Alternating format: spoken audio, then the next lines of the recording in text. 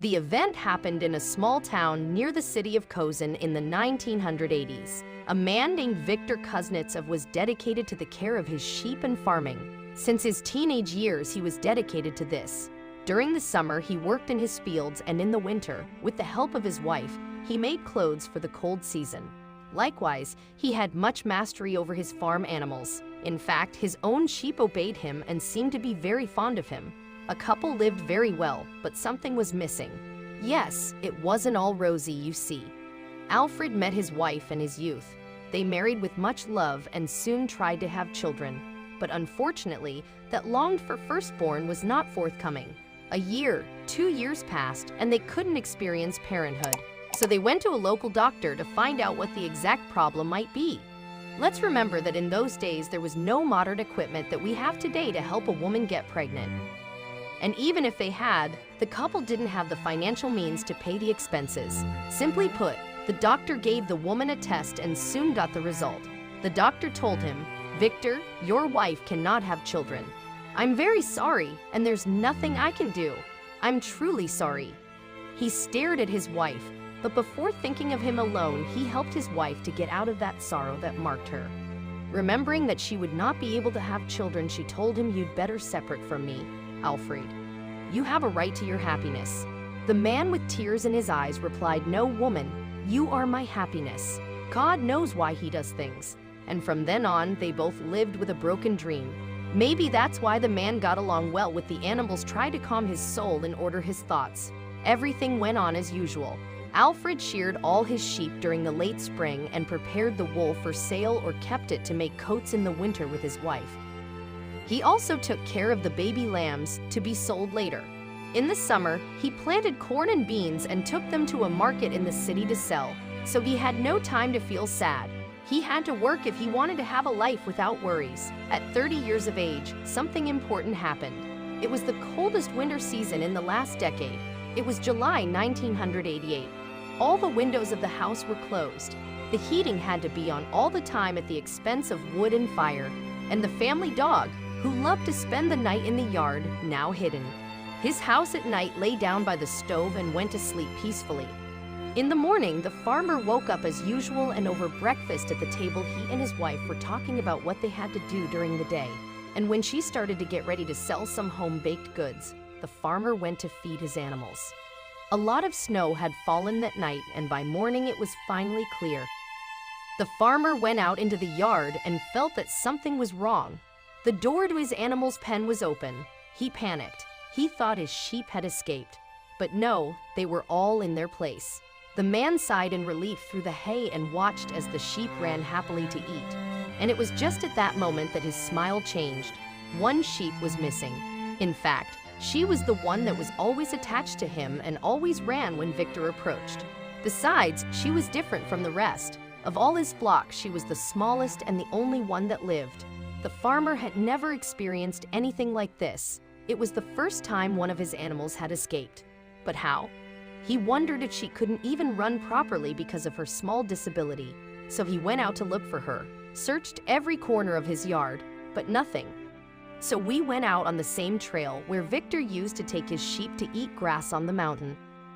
He walked through the territory and finally noticed his beloved sheep lying in the distance. It was a little difficult to spot her. She was very white and was not much contrast with the snow. She was lying about half a mile from the house. But how did she get here? And why was she the only one that got out? The farmer ran over to look. Did she freeze?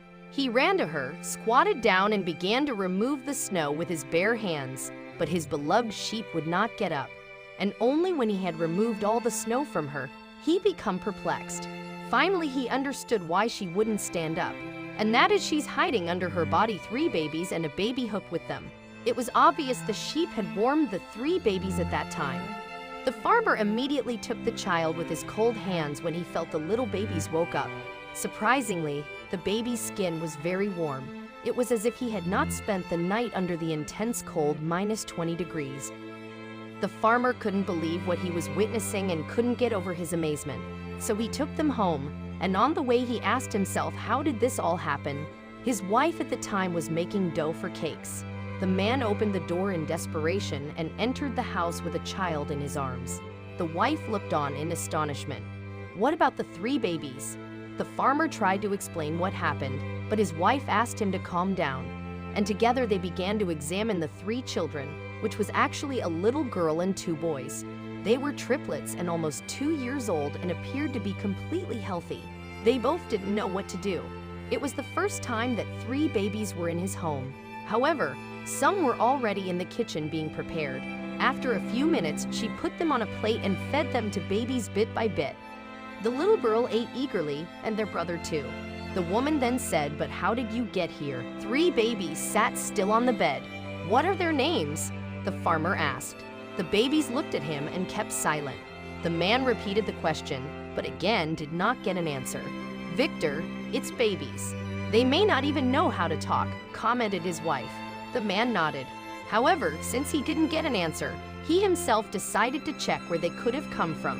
He told his wife that he would walk around the nearby houses. So Alfred went out to investigate. The appearance of the babies was a very strange phenomenon. To begin with, the couple lived in a distant place where there were only a few houses where most older people lived. The man went out and asked the neighbors, but nobody knew anything. Having no one else to ask, he decided to examine the place where he found the babies. He went back there, and somehow the same sheep that took care of the child ran to him, and this hook played with her. "It's amazing that you made it through the night without shelter and didn't freeze."